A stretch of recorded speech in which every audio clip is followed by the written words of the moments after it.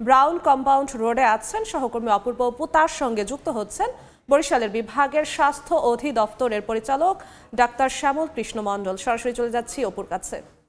৬ জেলায় ৪১টি উপজেলা স্বাস্থ্য কমপ্লেক্স রয়েছে এবং আমাদের সহকর্মীদের পাঠানো তথ্যচিত্রে আমরা সচিত্র প্রতিবেদন প্রকাশের অনুসন্ধানে চেষ্টা করেছিলাম।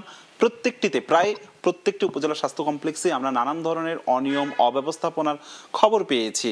কোনোটিতে বছরের পর বছর স্বাস্থ্য পরীক্ষার যে যন্ত্রপাতিগুলো সেগুলো অকেজো অবস্থায় পড়ে রয়েছে, কোনোটিতে চিকিৎসক নেই। এই নানান অব্যবস্থাপনা নিয়ে আজকে আমরা বরিশাল বিভাগের স্বাস্থ্যের সর্বোচ্চ কর্মকর্তা বিভাগীয় স্বাস্থ্য পরিচালক ডাক্তার শ্যামল কৃষ্ণ মণ্ডলের সাথে আমরা যুক্ত হতে চাই। আপনি নিশ্চয়ই জেনেছেন বা আপনিও জানেন যে বিভিন্ন উপজেলা কমপ্লেক্সগুলোতে, স্বাস্থ্য উপজেলা কমপ্লেক্সগুলোতে যে সংকটগুলো রয়েছে সেই সংকটগুলো সমাধানের আপনারা কি ব্যবস্থা নিচ্ছেন? নানান ধরনের অব্যবস্থাপনার খবর আসছে আমাদের কাছে। ধন্যবাদ আপনাকে। আপনারা অব্যবস্থার কথা বলছেন, কিন্তু যে ব্যবস্থা আছে এটাও কিন্তু আপনাদের স্বীকার করতে হবে। যে বরিশাল ভৌগোলিকভাবে কিন্তু বাংলাদেশের একদম রিমোট উপজেলা, এবং এখানে আপনি যেটা বলতেছেন ৪১টা উপজেলায় ঠিক আছে, এবং ৪১টা উপজেলাকে আমরা যদি নিচ থেকে শুরু করি, আমাদের ১১০০টি কমিউনিটি ক্লিনিক আছে। এবং আপনারা যদি দেখেন যে ১১০০ কমিউনিটি ক্লিনিকে কিভাবে আমাদের স্বাস্থ্যকর্মীরা স্বাস্থ্যসেবা দিচ্ছে, আমাদের মাঠ পর্যায়ে ইপিআই কার্যক্রমগুলো কিভাবে সুন্দরভাবে পরিচালিত হচ্ছে। আপনারা যদি পরিসংখ্যান নেন, আমাদের স্বাস্থ্যকর্মীর সংখ্যা এখন অর্ধেকের মতো, যদিও আমরা নিয়োগের প্রসেসে আছি। তো সেখানে কিন্তু আমরা ইপিআই কার্যক্রমে বরিশাল বিভাগ কিন্তু বাংলাদেশের সবচেয়ে বেশি ভালো অর্জন আছে। আপনি যদি রিসেন্টলি যেটা আপনারা বিভিন্ন সময় রিপোর্ট করছেন যে এইচপিভি ভ্যাকসিনেশন, বরিশাল বিভাগে আমরা এত কম কর্মী, এত আমাদের অপ্রতুলতা, তারপরেও কিন্তু আমরা ৯৭% সফলতা নিয়ে বাংলাদেশের ৬০টা বিভাগে যখন কাজ হয়েছে আমরা কিন্তু সক্ষমভাবে কাজ করছি। হ্যাঁ, আমরা স্বীকার করছি যে আমাদের বিভিন্ন জায়গায় ভৌতিক অবকাঠামো অনেক জায়গায় একদম আপডেট নাই, কেন সরকারি ব্যবস্থাপনাতে আমাদের অনেক সময় কিছুটা সীমাবদ্ধতা থাকে। আমরা যদি আমাদের চিকিৎসকের কথা ধরি, তাহলে আমাদের ১২৫৪টা পদের আমাদের এখন এই মুহূর্তে আমাদের ৫৭১ জন চিকিৎসক আছে, এবং সেক্ষেত্রে আমরা গড় যদি করি ৫০টির নিচে ৪৫%-এর মতো চিকিৎসক আছে। কিন্তু কোনো হাসপাতাল থেকে আমাদের রুগী চিকিৎসা ছাড়া ফেরত গেছে এইরকম কিন্তু নিউজ আপনারা কোনোদিন আমাদের করতে দেখতে পারেন না। আমাদের চিকিৎসা নিচ্ছে।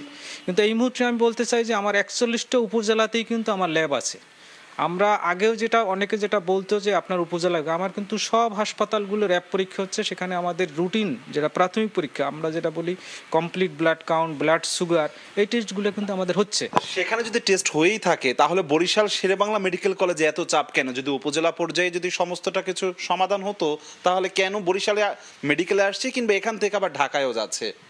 ধন্যবাদ আপনাকে। মানুষ কিন্তু এখন স্বাস্থ্য সচেতন। আগে কিন্তু গ্রামের ফকির রোজা দিয়ে চিকিৎসা করতেন। এখন দেখেন আপনাদের মাধ্যমে যখন আমরা স্বাস্থ্য শিক্ষা দিচ্ছি, সিম্পলি মানুষের জ্বর হলো, সর্দি হলো, পাতলা পায়খানা হলো, তারা কিন্তু চিকিৎসকের মাধ্যমে চিকিৎসা করছে। এক কোটি অধ্যুষিত এই বরিশাল বিভাগে এতগুলো জনগণ, আমরা যদি এখনও যদি টার্সিয়ারি লেভেলের একটা হাসপাতাল চিন্তা করি, পটুয়াখালী মেডিকেল কলেজ কিন্তু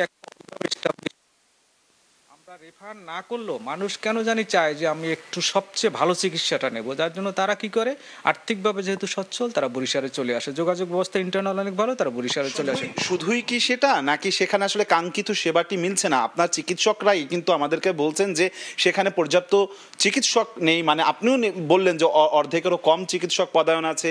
সেখানে যে যন্ত্রপাতিগুলো রয়েছে সেগুলো বছরের পর বছর অকেজো অবস্থায় রয়েছে। সেগুলো সচলের কবে উদ্যোগ নেওয়া হবে? আপনি যেটা অচল বলছেন, আমি যেটা বলতেছি যে আমাদের ৪১টা উপজেলার আপনার হচ্ছে ৩১টা উপজেলাতে এই মুহূর্তে কিন্তু আমরা এক্স রে করতেছি। ৪১টা উপজেলার 20টা উপজেলাতে আমরা আল্ট্রাসাউন্ড করতেছি।